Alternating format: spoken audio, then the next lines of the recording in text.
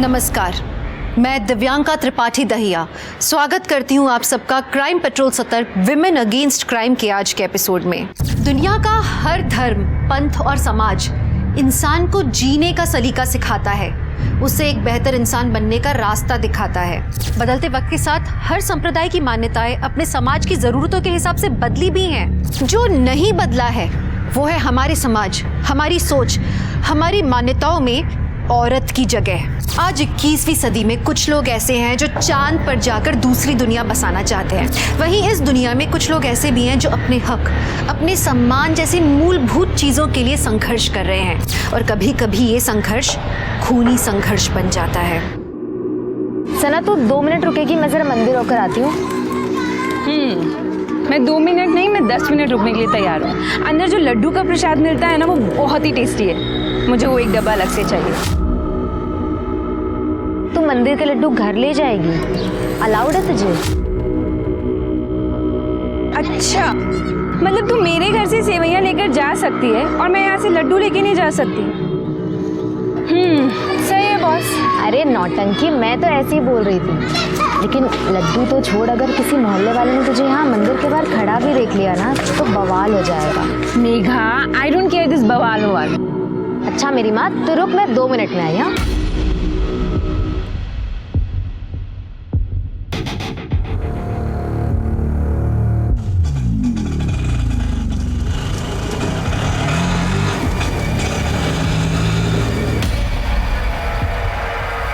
अरे सना मैडम, आप यहाँ? हाँ, वो मेघा के साथ में आई हूँ। लेकिन तुम यहाँ क्या कर रहे हो? मैं तो एक मंदिर में सवारी छोड़ने आया था, आपको खड़े देखा तो बस रुक गया। मेघा अंदर है ना, तो बस उसी का ही वेट कर रही हूँ मैं। तो उनको भी आ जाने दीजिए, उनको भी छोड़ दूंगा। अरे नहीं नहीं, हम लोग पैदल निकल जाएंगे। तुम पैदल क्यों चले जाएंगे? अरे मैं हूं ना, और वैसे भी मुझे वहां से एक सवारी उठानी है। अरे चलिए ना मैडम, गाड़ी में वेट कर लो। आइए।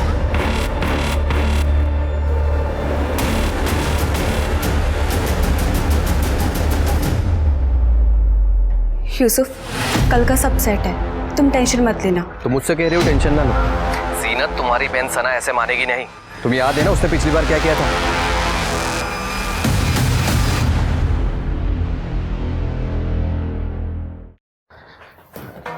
अरे वाह, मिठाई कहाँ से लाई बेटा?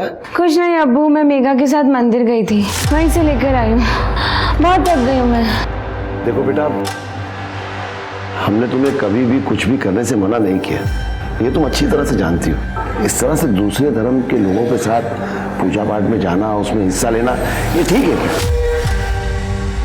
अब्बू देखो, पहली बात तो ये है कि मैं मंदिर के अंदर गई नहीं थी, और दूसरी बात ये है अगर गई भी हूँ तो उसमें गलत क्या है? कुछ गलत नहीं है बेटा, पर लोग तरह तरह की बातें करते हैं और हमें इन्हीं लोगों के साथ रहना है, और समझने की कोशिश करो। अब्बू समाज को तो आप छोड़ ही दीजिए, उनका बस चले ना, वो हमें सांस लेने में भी पाबंदी लगा दे। मुझे लड्डू अच्छे लगते हैं, मैं इसलिए लेकर आ गई बस। छोड़िए भी ना, बच्ची है और आपको पता है इसे लड्डू कितने पसंद है।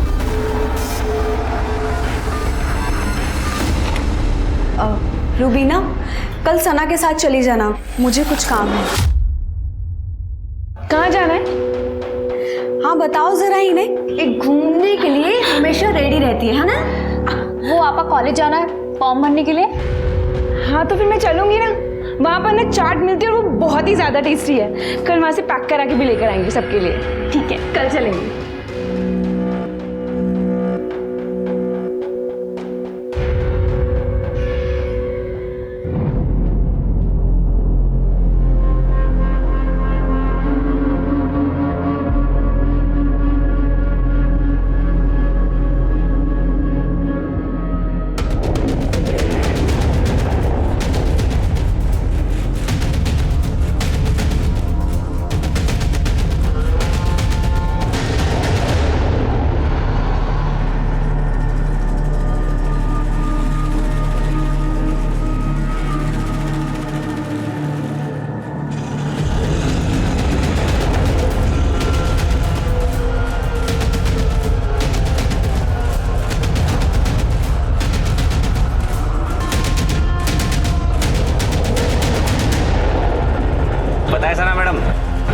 मुझे आने के लिए फ़ोन किया तब मैं एक सवारी को मॉडल टाउन लेके जा रहा था। मैंने उसे बीच में उतार दिया और सीधे गाड़ी आपके पास लेके आ गया। अरे सवारी क्यों छोड़ी? तुम हमको बता देते, हम दूसरा ऑटो ले लेते। ऐसे ही मैडम बस। रुबीना, एक बात बता, इस बार क्या कॉलेज में ऑनलाइन फॉर्म नहीं मिल रहे थे? आए तो है, आए हैं तो फिर हमने ऑनलाइन क्यों नहीं भरे? हमने तो कहा था, पर जीनत आपा ने कहा कि कॉलेज में जाकर भर कर आओ। तुमने कहा था? हाँ, पर जीनत आपा ही नहीं मान रही। आपको ये निकाह कबूल है? क्या हो रहा है यहाँ पे? हाँ सना, तू इतनी जल्दी वापस कैसे आ गई? आपने मुझे इसलिए बाहर भेजा ना, ताकि अपनी जिंदगी बर्बाद कर सके इस यूसुफ के लिए। सना, इन सब में मत पड़ो तुम, बड़े जिंदा है अभी घर के। अब वो जीनत आपा को तो दिख नहीं रहा कि उनके साथ क्या गलत हो रहा है, लेकिन आप और अम्मी आप भी। देखो सना, बहुत हो गया है। ये मेरा और मेरी बीवी के बीच का मामला, इसमें ना ही पड़ो तो अच्छा है। अच्छा, तुम्हारा और तुम्हारी बीवी के बीच का मामला है? तुम भूल गए 3 तलाक दे चुके हो तुम आपा को। कोई तलाक नहीं दिया है किसी ने किसी को। आपा अगर तलाक नहीं दिए तो ये हलाला की जरूरत क्यों पड़ रही है? सना, तू समझने की कोशिश क्यों नहीं कर रही है? मुझे मेरे घर लौटना है। आपा अगर आपको घर लौटना है ना तो आप ऐसे ही लौट जाइए, इन सब की क्या जरूरत है? हाँ, क्योंकि ये गलत है। गलत है? कहाँ लिखा है साहब? दिखाइए जरा, मैं भी पढ़ती हूँ। तारिक साहब, लगता है आपने अपनी बेटी को कुछ ज्यादा ही पढ़ा दिया है। अब वो आपको दिख नहीं रहा कि ये सब गलत हो रहा है? क्या गलत है और क्या सही मुझे नहीं देखना है। जीनत अपने घर जाए, इसी में हम सबकी भलाई है। वो यहाँ इस घर में रहेगी, अपना घर छोड़कर तो मैं किसी घर जाऊंगा? तुम्हारा और रुबीना का रिश्ता लेकर? सायरा, अंदर ले जाओ इसे। मेरी बात तो सुनिए। क्या हो रहा है? वो सर, नया बिजनेस शुरू किया था तो कुरान खानी रखी थी घर में। पर आप यहाँ कैसे? हमें खबर मिली है कि 3 तलाक और हलाला का मामला है। नहीं सर, जिसने भी आपको ये खबर दी वो गलत है। बिल्कुल सही खबर दी है। यहाँ पे जीनत आपा का हलाला हो रहा है। सना, जाओ अपने कमरे में जाओ, ले जाओ। वो मेरी बात तो समझिए। कोई कहीं नहीं जाएगा। हाथ छोड़िए इसका। मौलाना जी, आप बताइए सच्चाई क्या है? जी, मैं तो वही कर रहा था जो तारिक साहब ने मुझे कहा था। शर्मा, पूजा, सबको पुलिस स्टेशन ले चलो। देखिए, नो, लेके चलो। चलो।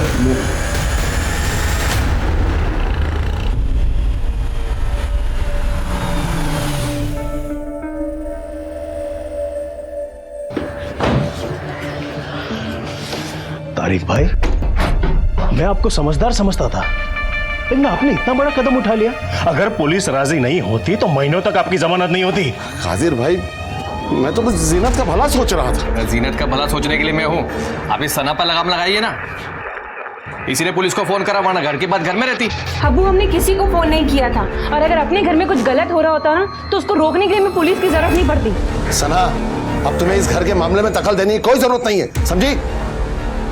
अबू, हम जानते किसने फ़ोन किया होगा। वो कुलदीप है ना, उसी के लोगों ने फ़ोन किया। आमिर, अगर बोलने के लिए कुछ ना हो ना तो चुप रहना बेहतर है। अरे भाई, वो अनजान फोन हमने किया था, समझे? देखा अब्बू, मैंने कहा था ना कि इन्हीं लोगों ने किया। अगर अभी तुम लोग नहीं सुधरे ना तो जिला जेल की मुंह दिखाई बहुत जल्द करवा देंगे। तू ना अपनी औकात में रह, समझा? वरना क्या कर लेगा बेटी? साले काफिर दफना देंगे यही पे को। अरे क्यों चुप रहे? ये लोग हमारे घर के बाहर आके हमें ही धमकी दे रहे हैं और आप मुझ पर चिल्ला रहे हैं। क्योंकि समझदार है तुम्हारे अब्बा, क्योंकि ये जानते हैं अगला चुनाव तो जीतने से रहे, इसलिए बेचारे चुप खड़े हैं। और तू भी एक बात जान ले, अगर बाबा की बगिया में रहना है ना तो बाबा बाबा बोलना सीख ले। क्या बोलते गौरव? हाँ, वो बहुत हो गया।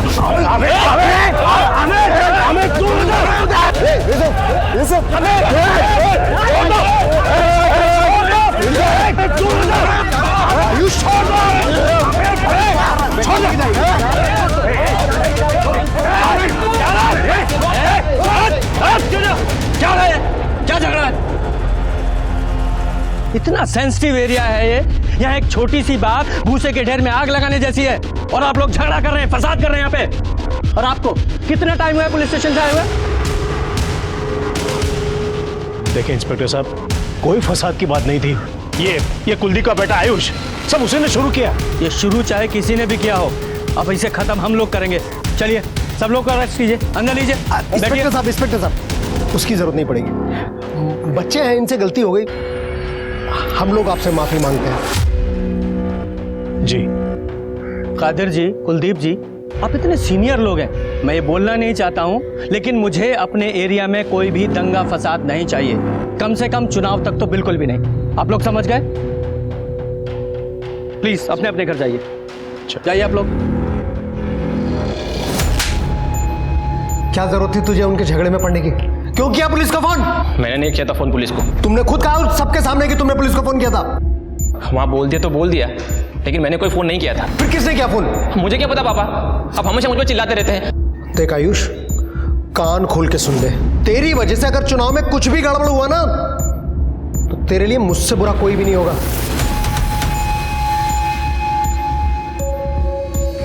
समझा अपने भाई को?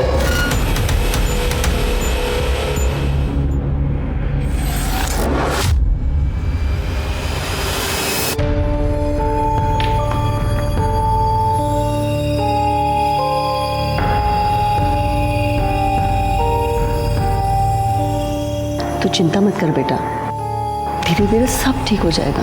अम्मी मैं गलत हूँ क्या, जो जीनत आपा और आप लोगों का भला सोचती हूँ? तू गलत नहीं है बच्चा, गलत तो इस दुनिया में औरत होना है, जो कभी बाप की इज्जत का भार तो कभी पति की इज्जत का। इसके सिवा हमारा अपना वजूद है ही क्या इस दुनिया में? पर अम्मी, जीनत आपा अपनी जिंदगी क्यों बर्बाद कर रही है एक ऐसे आदमी के लिए जो उनकी इज्जत तक नहीं करता? तो तू ही बता ना, क्या करेगी वो? अम्मी वो पढ़ी लिखी है, ग्रेजुएट है, समझदार है, वो कुछ ना कुछ तो कर ही लेंगी ना, अगर वो बस थोड़ी सी हिम्मत दिखाए तो। औरत की हिम्मत को गुस्ताखी मानती है ये दुनिया। और सना, तुम्हारी हिम्मत से मुझे डर लगता है। डर किस बात का? मैंने जितनी दुनिया देखी है ना, उसकी आधी भी अगर तुमने देखी होती ना, तुम समझ जाओगी मैं क्या कहना चाहती हूँ। अम्मी हमें कुछ नहीं होगा, आप परेशान मत होइए।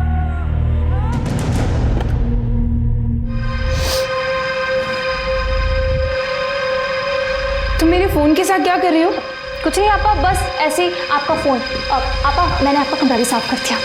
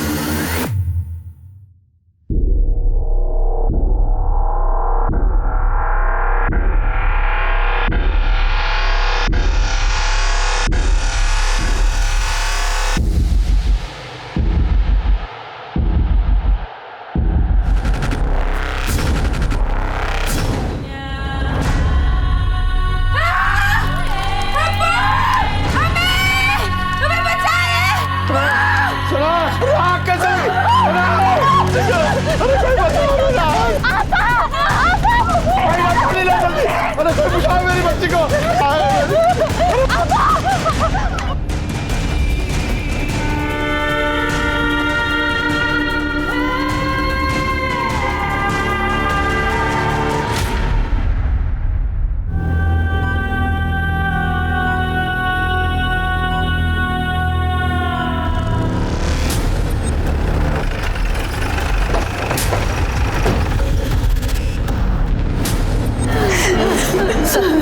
लड़की को केरोसिन डाल के जलाया गया है, काफी हद तक बॉडी जल चुकी है, बहुत नाजुक हालत थी उसकी।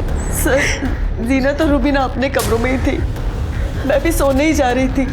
सना तो किचन की साफ सफाई कर रही थी और फिर वो। हाँ सर, सफाई करके वो कचरा फेंकने के लिए बाहर ही गई होगी।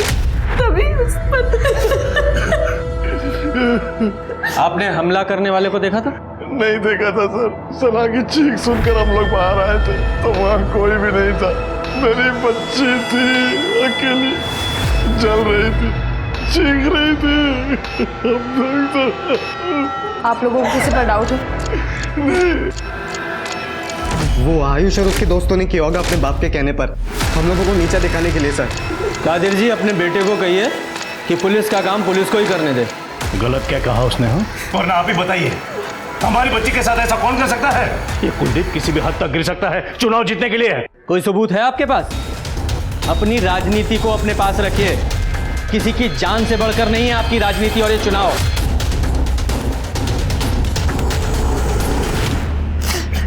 तारिक साहब, मैं आपकी हालत समझता हूं, लेकिन इन्वेस्टिगेशन के लिए कुछ सवाल तो आपसे पूछने ही पड़ेंगे।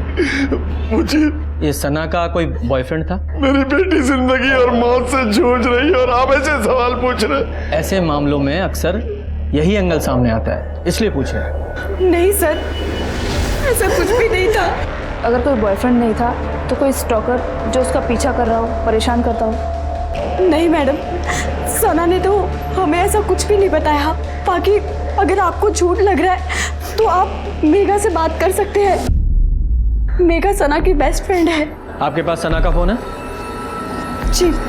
पूजा, फोन ले लो और जरा मेघा को बाहर लेकर आओ। नहीं सर, सना का कोई अफेयर नहीं था और ना ही उसका कोई स्टॉकर था। वो यूसुफ, उसका जीजा, वो? हाँ सर, यूसुफ से नहीं बनती थी उसकी। वो अच्छा आदमी नहीं है सर। उसकी बहन जीनत को भी ठीक से नहीं रखता था, मारपीट भी करता था। और जब से जीनत दी को उसने तलाक दिया है तब से तो सना और यूसुफ में और भी ज़्यादा टेंशन थी सर। उसे उसकी मनमानी जो नहीं करने देती थी।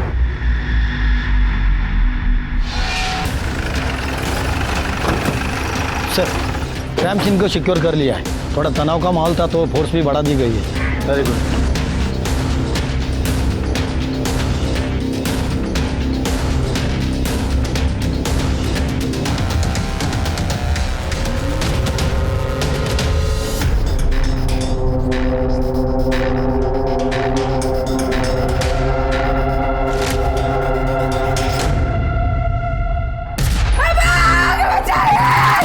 से क्या लगता है सना पे जो हमला हुआ वो कॉम्युनल हो सकता है? सर मतलब सना इतनी रात को बाहर आएगी, इस बात का हमलावर को पता होना, और फिर उसके ऊपर हमला करके इतनी आसानी से भाग जाना, मुझे बात पच नहीं रही है सर। अब ये मामला पर्सनल है या कम्युनल, जो भी है, लेकिन इस बेचारी सना के साथ तो बहुत बुरा हुआ ना। वो देखो सीसीटीवी फुटेज कलेक्ट करो, तब तक मैं इस कुलदीप से बात करके आता हूँ। सर देखिए इंस्पेक्टर साहब, आप मेरी बात का विश्वास कीजिए, हमारा इस सब से कोई लेना देना नहीं है। सच बात तो यह है कि मैं खुद डरा हुआ हूं कि कहीं गलती से भी इसमें मेरा नाम आ गया तो मैं तो जीता हुआ चुनाव हार जाऊंगा। उनके घर में कम मसले हैं जो उन्हें किसी बाहर वाले की जरूरत पड़ेगी। कैसे मसले? क्या मतलब है आपका? सर मतलब ये है कि उन लोगों के हिसाब से ना सना बहुत ही ओपन माइंडेड लड़की थी और उसके अपने लोगों को उसका रहन सहन पसंद नहीं था, इसलिए सब। जो बोल रहे हैं खुल के बताओ। दरअसल यूसुफ आपकी पिछले दिनों उसी से मुलाकात भी हुई होगी, आप उससे क्यों नहीं पूछते?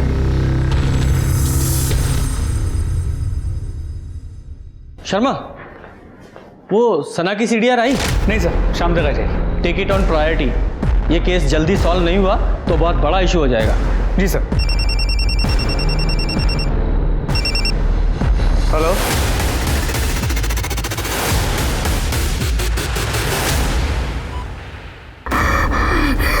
हाँ बोल बेटा, बोल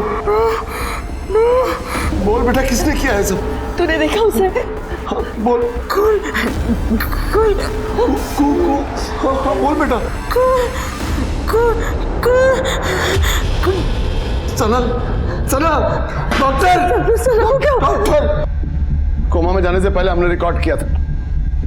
जब ये होश में आई थी तो आपने हमें इन्फॉर्म क्यों नहीं किया? फोन नहीं कर सके सर, परेशान थे, पर वीडियो तो रिकॉर्ड किया है ना हमने। अब जाके अरेस्ट कीजिए उन लोगों को। तारिक साहब, वीडियो में कुछ भी क्लियर नहीं है, ऐसे कैसे अरेस्ट कर लें किसी को भी? सर वो क्लियर तो बोल रही है साफ साफ, कुलदीप का बेटा, और कुलदीप का सिर्फ एक ही बेटा आयुष। आप जाइए, पकड़िए उसको, तोड़िए, सब बोल देगा वो। तुम्हारी और आयुष की कोई पर्सनल दुश्मनी है? सर वो क्लियर कट नाम ले रही है सना। किसी का भी नाम नहीं लिया है उसने, सिर्फ कुछ कह रही है जो समझ में नहीं आ रहा है। ये जो आप कर रहे हैं ना, ये मैं होने नहीं दूंगा। क्या कर रहे हैं हम लोग और आप क्या नहीं होने देंगे? बचा रहे हैं कुलदीप और उसके बेटे को। क्या दिया है उन लोगों ने आपको जो आपको ये सब करना पड़ रहा है? देखिए, हमें ना ही किसी ने कुछ दिया है और ना ही हम किसी को बचाने की कोशिश कर रहे हैं। हम लोग सिर्फ अपनी इन्वेस्टिगेशन कर रहे हैं और जब तक हमलावर पकड़ा नहीं जाता हमारे लिए सब बराबर हैं। समझिए आप? तारिक साहब, यूसुफ, जरा मेरे साथ बाहर आइए, आप लोगों से कुछ बातें करनी है। मेरी बेटी के साथ इतना बुरा हुआ है और आप हम ही पे ब्लेम कर रहे हैं। तारिक साहब, उसकी कई वजह हैं, क्योंकि सना के तौर तरीके आपको पसंद नहीं थे। इसके अलावा वो बहुत आज़ाद ख्याल की थी, दूसरे धर्मों के लोगों के साथ मेल जोल था उसका, और सबसे बड़ी बात, जीनत को बचाने के लिए आपको उसने थाने तक पहुंचा दिया था। गलत है ये, जिसने भी कहा है आपसे। आपकी और सना की बातचीत तो बंद थी ना, जीनत और इस यूसुफ को लेकर। हाँ, नाराज था मैं, मगर ऐसे थोड़ी ना कर सकता हूँ उसके साथ। आखिर बेटी है वो मेरी। और यूसुफ, तुम क्या कहना चाहते हो इस बारे में? सर, ये बात सही है कि सना और मेरी नहीं बनती थी, लेकिन ना चाहते भी हम दोनों एक दूसरे की फैमिली का हिस्सा है नहीं थे? भूल गए? जीनत को तलाक दे चुके हो तुम। सर, वो गुस्से में हो गया था और मुझे इस चीज़ से फ़र्क नहीं पड़ता। मैंने तो जीनत को मना किया था कि ये बात किसी को बताना मत, लेकिन सर उसने मेरी सुनी नहीं। वो बहुत ज़्यादा मजहबी है। जीनत, चलो घर चलो, किसी को कुछ बताने की ज़रूरत नहीं। क्या पता चलेगा किसी को? अल्लाह को तो पता है ना, या उनसे भी छुपा लेंगे आप। चलो घर चलो।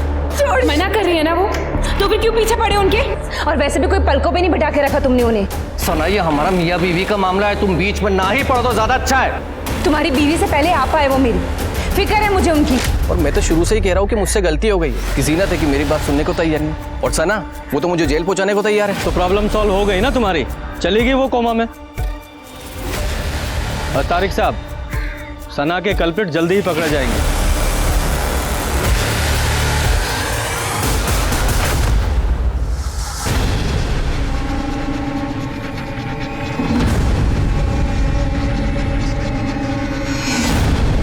अंधेरा इतना है ना, हमलावर की शक्ल भी दिखाई नहीं दे रही है। और सर, हमलावर जहाँ से भागा वहाँ पीछे मैदान है, फिर रात में खाली होता है।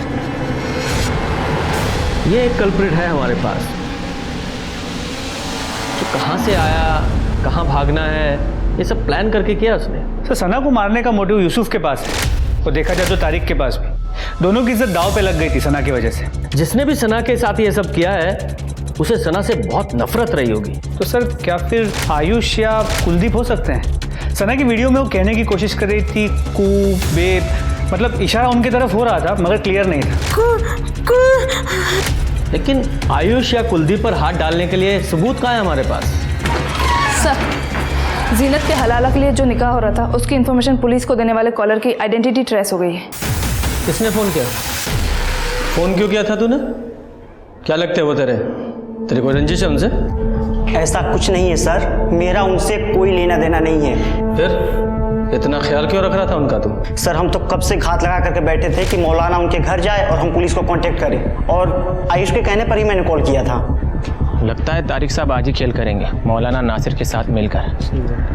चल, फोन निकाल पड़ा अपना। और आयुष के पापा चुनाव हार गए थे कादिर से, और सना के पापा ने भी बहुत मदद की थी उनके चुनाव हरवाने में, और इसी की वजह से आयुष को खुन्नस थी, इसलिए बस उसने मौका देखा और चौका मार दिया। उसके अलावा मुझे उसके बारे में कुछ नहीं पता है सर।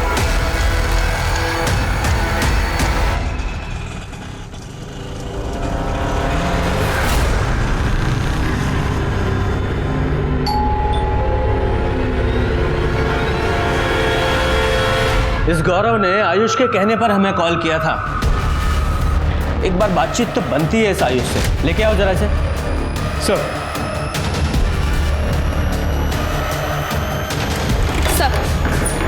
सना के सीडीआर आ गए हैं। सना लगातार एक नंबर के कांटेक्ट में थी, दिन में 2 से 3 बार कॉल करती थी इस नंबर पर सर सना का अफेयर हो ऐसा मुझे नहीं लगता।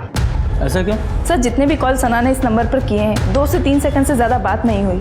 अगर सर अफेयर होता तो बात लंबी चलती, और सर सामने से कभी इस नंबर से सना को कॉल नहीं आई। और एक बात सर, सना के कॉल लॉग से ये सारे नंबर डिलीट कर दिए गए थे। ये नंबर किसके नाम पर रजिस्टर्ड है? सर, किसी सूरज शर्मा के नाम पर। सूरज शर्मा? पता करो क्या चक्कर है सूरज का। सर,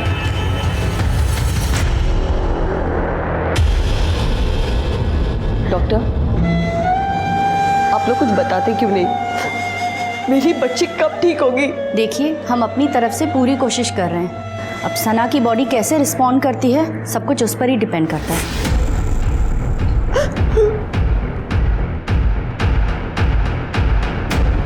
आयुष शहर से बाहर गया हुआ है जॉब इंटरव्यू के लिए? जी, आयुष का कल इंटरव्यू है दिल्ली में। और आप उसको क्यों ढूंढ रहे हैं? मैंने आपसे कहा ना कि उसने कुछ नहीं किया। उस रात वो घर में था अपने कमरे में। आप खामखा उस पर शक कर रहे हैं। शक हम नहीं, आप पैदा कर रहे हैं, इस तरह अपने बेटे को शहर से बाहर भेजकर।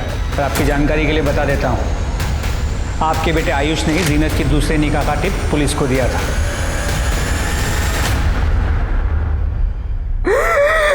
सना, सना, क्या हुआ? सना, सना, क्या हुआ? सना, क्या हो गया सना?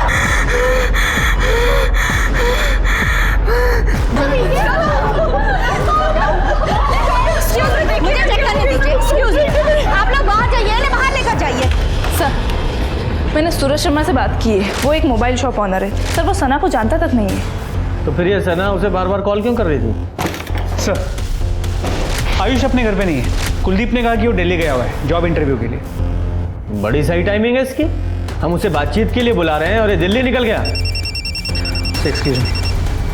हेलो, क्या? ठीक है सर। सना की फैमिली ने सना का वीडियो मीडिया में लीक कर दिया है, ये कह के कि पुलिस अपराधियों का साथ दे रही है। सर, परिवार का यह कहना है कि पुलिस कुलदीप जी और उसके बेटे को बचा रही है। देखिए, जांच चल रही है, अभी कुछ कह नहीं सकते। लेकिन सर, वीडियो में सना खुद ही बोल रही है। उसमें कुछ भी साफ साफ नहीं कहा गया है और इन्वेस्टिगेशन पूरी होने तक किसी पर भी आरोप लगाना गलत होगा। Thank you.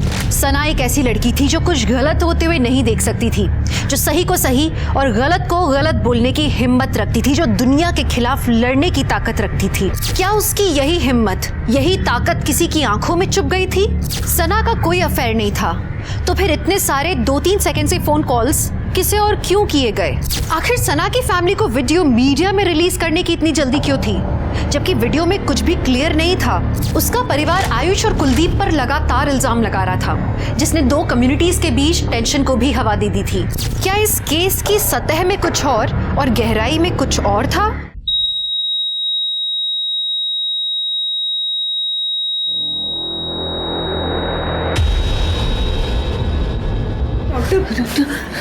I am sorry, she is no मोर।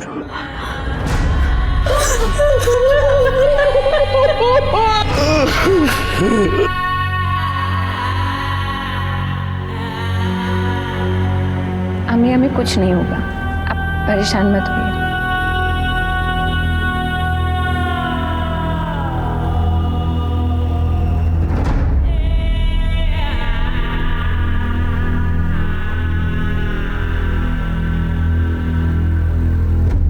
बहुत ही प्यारी और सुंदर लड़की है। बस कुलदीप भाई ठीक है, शादी की तारीख जल्दी निकाल लेते हैं। बिल्कुल जैसा आप कहे। भाई साहब, एक बार डेट तो फाइनल हो जाए, फिर देखिए अपनी बेटी को कैसे धूमधाम से विदा करते हैं। कुलदीप भाई, आप बिल्कुल टेंशन मत लो, सब ठीक ठाक हो जाएगा। जान ले ली मेरी बच्ची। भाई साहब, छोड़िए भाई साहब। क्या बिगाड़ा था उसने? मेरी बच्ची ने क्या बिगाड़ा? छोड़िए सब, अब घर चलिए, आपकी तबीयत बहुत खराब है। चलिए चलकर आराम कीजिए। यहाँ तो बच गया तो पैसे की ताकत के दम पे, ऊपर वाले को क्या जवाब देगा तू? अब चलिए, मेरी बच्ची को सर, एक इन्फॉर्मेशन मिली है जो सना की दोस्त मेघा बताना भूल गई। क्या बताना भूल गई? सर, कुछ महीनों पहले सना के लिए एक शादी का रिश्ता आया था, जिसे सना ने मना कर दिया। किसका रिश्ता? तो तुम सना से शादी करना चाहते थे और जब सना ने शादी करने से इनकार कर दिया तो मार डाला उसे और सारा इल्जाम कुलदीप और उसके लोगों पे लगा दिया। क्यों? सर, ये बात आपको किसने कही? किसी ने भी कही हो, पर सच है ना? सर, सच है, लेकिन आधा सच है। तो पूरा सच तू बता दे। सर, हम तारिक अंकल के पास गए थे निकाह की बात करने के लिए, लेकिन सना को लेकर नहीं, रुबीना के लिए। मुझे रुबीना से शादी करनी है। आमिर बेटा, शादी तो हमें भी करनी है रुबीना की, पर सना बड़ी है रुबीना से, तो पहले उसके लिए लड़का ढूंढकर उसकी शादी के बारे में सोचना होगा। अब्बू ये क्या कह रहे हैं आप? अगर आपा नहीं होती तो आप मेरी शादी कर देते इनसे। रुबीना, अब वो बात कर रहे हैं ना, बीच में क्यों बोल रहे हो? नहीं आंटी, इसमें रुबीना की भी रजामंदी ज़रूरी है। एक काम कर सकते हैं बेटा, अगर तुम्हें एतराज़ ना हो तो। सना के लिए तो हम लड़का ढूंढ ही रहे हैं, अगर तुम चाहो तो मैं बात करूं कादिर भाई से। अब्बू यहाँ पर एक्सचेंज ऑफर चल रहा है क्या? रुबीना नहीं तो सना सही, सना नहीं तो रुबीना सही। कैसी बात कर रही है तुम? आमिर से अच्छा लड़का कहाँ मिलेगा तुम्हें? जरूरत भी नहीं है मुझे। और आमिर तुम यहाँ से सीधा बाहर चले जाओ, मेरे साथ शादी करने के बारे में सोचना भी मत। सर हूर पर ही समझती थी खुद को वो। मुझे तो ना उसकी सोच पसंद थी और ना ही वो पसंद थी। मैंने तो उसका हाथ भी नहीं मांगा था निकाह के लिए, फिर भी बेइज्जती कर ली मेरी। पता नहीं किस चीज़ का घमंड था उसको इतना। तो उसका घमंड तोड़ने के लिए क्या किया तूने? सर मुझे कुछ करना ही नहीं पड़ा, क्योंकि मुझे तो रुबीना पसंद थी, इसलिए मैं सिर्फ रुका था कि कब सना का निकाह हो जाए और मैं तारिक अंकल से दोबारा बात करूं रुबीना के लिए। हाँ, तो सना ने तो तुम्हारी बेइज्जती की थी और रुबीना के लिए तुम्हें रुकना पड़ा, इंतजार करना पड़ा। अब सना चली गई तो उसे सबक भी मिल गया और तुम्हारा इंतजार भी खत्म हो गया। क्यों? सर मैं कोई बच्चा नहीं जो आपकी ऐसी जलेबी वाली बातों को मैं समझूंगा नहीं, इसलिए सर मैं कह रहा हूँ कि आप अपना टाइम मुझ पर मत ज़ाया कीजिए, क्योंकि आपको यहाँ पर कुछ नहीं मिलेगा।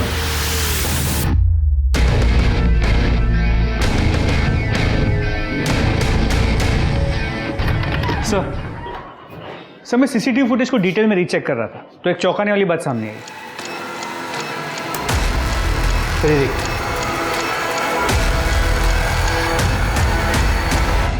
सर मैं सीसीटीवी फुटेज को डिटेल में रीचेक कर रहा था तो एक चौंकाने वाली बात सामने आई। देखिए, ये रुबीना कर क्या रही है? सर अब आगे देखिए।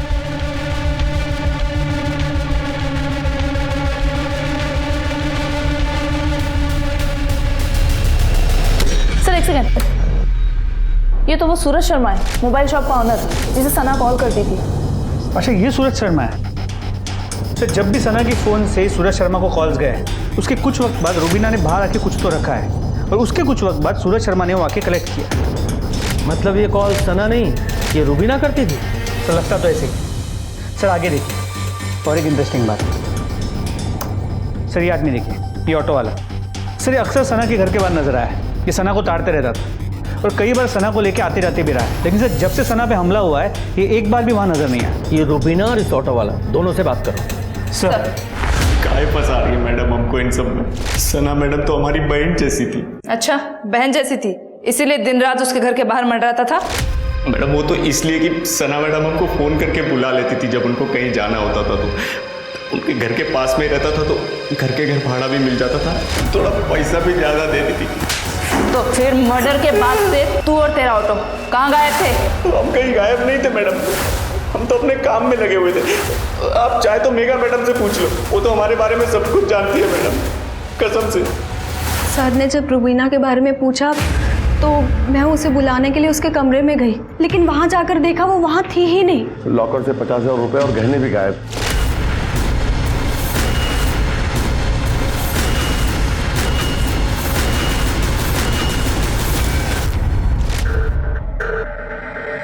दो दिन पहले सना की मौत हुई है और अभी रुबीना घर से गायब है। ये आप लोगों के घर में चल क्या रहा है? शर्मा,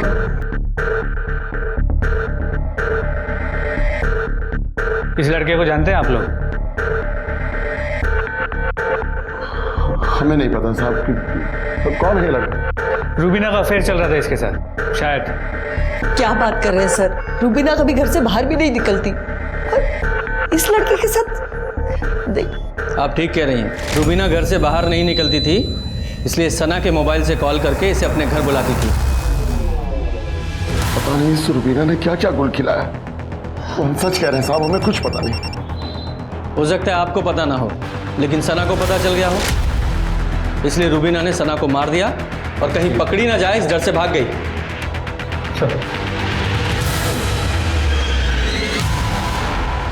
सर ऑटो वाले के बारे में मेघा से बात हुई, उसने कंफर्म किया है कि वो सना दोनों उसे अच्छे से जानती और रेगुलरली उसी के ऑटो में आती जाती थी।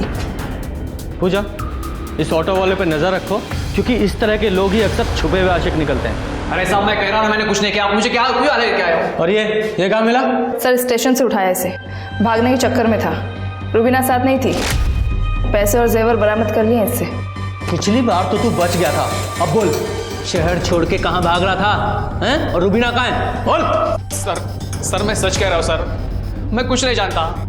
झूठ बोलता है? रुबीना को अच्छे से नहीं जानता तो बिना जाने ये सारा माल तुझे देकर चली गई? वो मेरी कस्टमर थी, मेरी उधारी उस पे। कैसी उधारी? वो सर मैं मटका खिलवाता हूँ, रुबीना मेरे पास ही मटका खेलती थी और उसी की वजह से उसके ऊपर कर्जा चढ़ गया था। मटका मतलब सट्टा? हाँ लगभग वैसा ही। रुबीना को पैसों की ज़रूरत थी इसलिए वो मटका खेलती थी, लेकिन मटका खेलने के लिए वो घर से नहीं निकल पाती थी तो वो मुझे कॉल करके बुला देती। फिर वो अपना लकी नंबर लिख के गमले में रख देती थी और मैं जाकर वो पर्ची उठा लेता था। जितने हारने पर पैसे का लेन देन ऐसे ही होता था।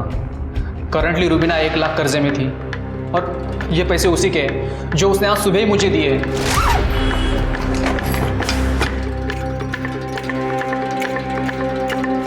अच्छा तो तू ये कह रहा है कि रुबीना इतनी ईमानदार थी कि भागने से पहले तेरा सारा कर्जा चुका के भागी? साले बेवकूफ समझता है हमें? नहीं सर मैं सच कर रहा हूँ, उसको मेरी ज़रूरत थी इसलिए वो मेरे पास आई थी पैसे देने। ऐसी कौन सी ज़रूरत थी उसकी जो तेरा कर्जा उतारे बिना पूरी नहीं हो सकती थी? सर उसे दिल्ली की टिकट चाहिए थी और वो किसी से कह भी नहीं सकती थी, इसलिए उसने मुझे कहा था कि मैं इस काम में उसकी मदद करूँ। दिल्ली? सर दिल्ली में तो आयुष का भी जॉब इंटरव्यू था। सर मैं बार बार फोन लगा रहा हूं पर उसका फोन ही नहीं लग रहा। लगेगा भी नहीं। हमने पता किया है आपके बेटे आयुष का कोई इंटरव्यू नहीं है दिल्ली में। और तारिक साहब आपकी बेटी रुबीना वो भी आज सुबह की ट्रेन पकड़कर दिल्ली के लिए निकल रही है। तो अभी भी छुपाएंगे आप लोग या साफ साफ बताएंगे कि आयुष और रुबीना के बीच क्या चल रहा था?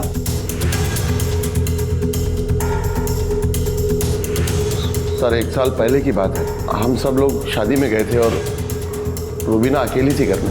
किसी वजह से हमें रास्ते से ही वापस लौटना पड़ा और जब हम रुबीना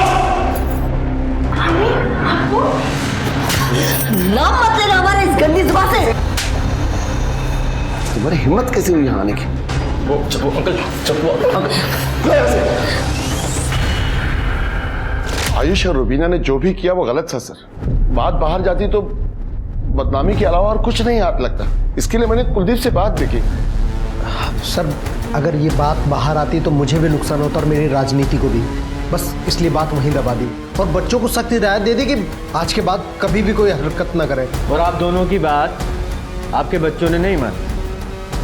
शर्मा दिल्ली की फ्लाइट लो और दोनों को लेके आओ। सर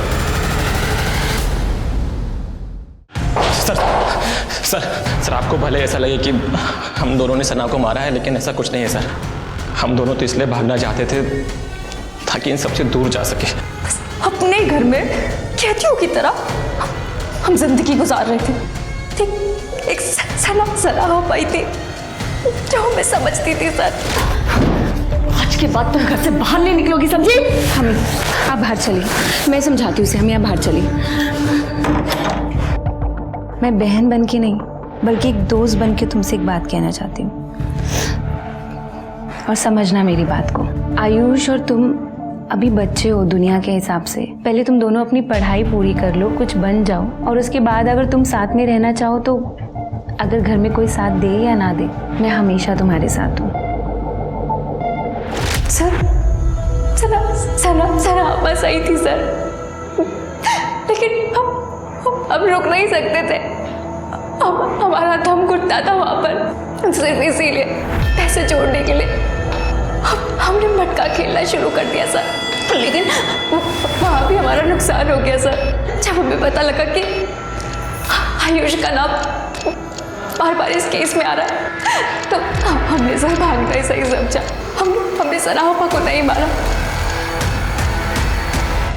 ये सना के मरने से आयुष को तो कोई फायदा होने वाला था नहीं, और वो तारिक, उसकी बदनामी की वजह वो रुबीना थी, सना नहीं। सर तो फिर हमारे पास 2 ही सस्पेक्ट बचते हैं, यूसुफ और आमिर सर, या फिर जीनत भी हो सकती है, क्योंकि सना उसके रास्ते का भी रोड़ा बन गई। लेकिन सना ने वीडियो में उनका नाम क्यों नहीं लिया? वीडियो फिर से चलाओ।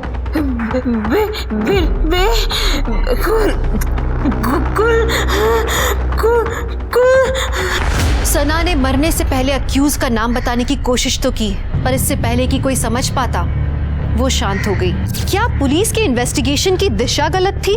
क्या सना के कत्ल और कातिल की वजह कुछ और थी जो पुलिस की इन्वेस्टिगेशन के दायरे के बाहर थी?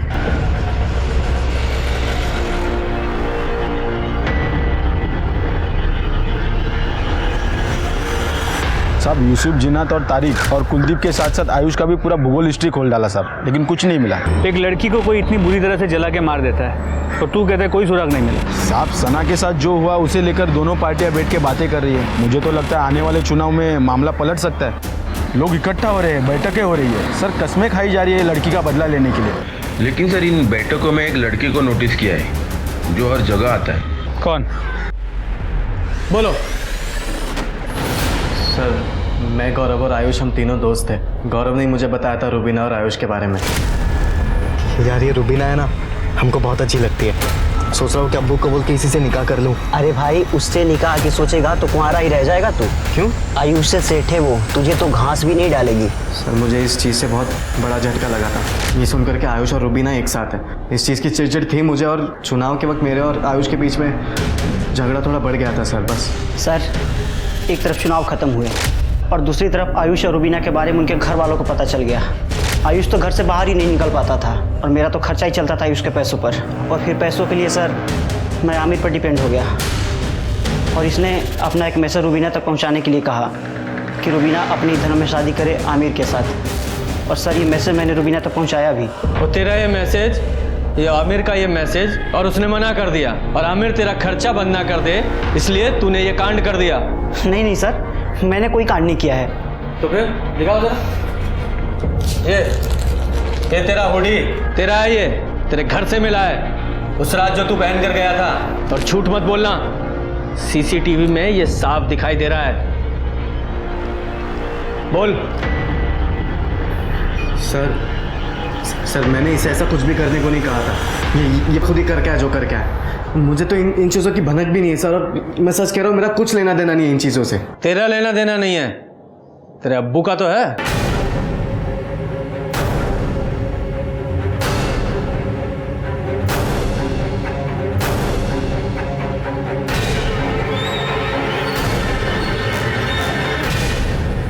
बोलिए कादिर साहब।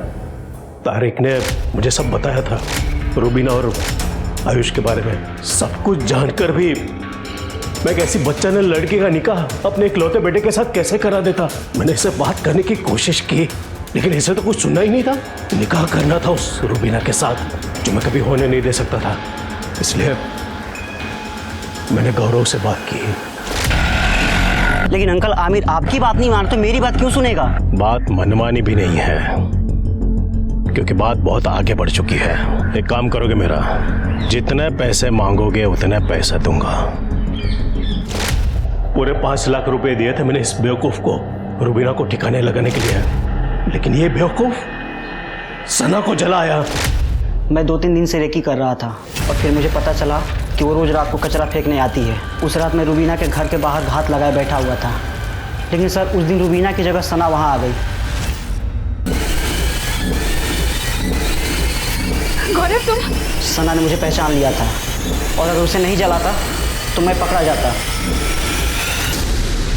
रुबीना तो रास्ते से हटी नहीं थी, इसलिए मैंने सना को ही अपना मोहरा बनाकर सारा इल्जाम आयुष पे डाल दिया, ताकि मेरा वोट बैंक और मजबूत बन जाए और मैं आसानी से चुनाव जीत जाऊं।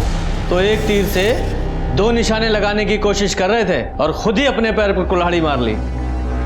अब कुल्हाड़ी मार ही ली है तो भुगतो। ये कैसा समाज बना रहे हैं हम, जहां सना जैसी लड़कियां बिना गलती के मारी जाती हैं और कादिर जैसे लोग उसमें भी मुनाफा ढूंढ ही लेते हैं। इस केस के कई सबक हैं, लेकिन एक बात जो मेरे दिमाग से नहीं निकल रही वो ये कि सना को उस काम की सजा मिली जो उसने किया ही नहीं था। हमारे समाज को रिफॉर्म की जरूरत है, ये बदलाव हमें लाना होगा और शुरुआत हमारे घरों से होगी। तो चलिए, मैं दिव्यांका त्रिपाठी दहिया लेती हूँ आपसे विदा। कल फिर से मिलूंगी आपसे एक नए एपिसोड के साथ। तब तक देखते रहिए क्राइम पेट्रोल सतर्क, विमेन अगेंस्ट क्राइम। एक औरत पर वार, अब हर औरत का भार। जय हिंद।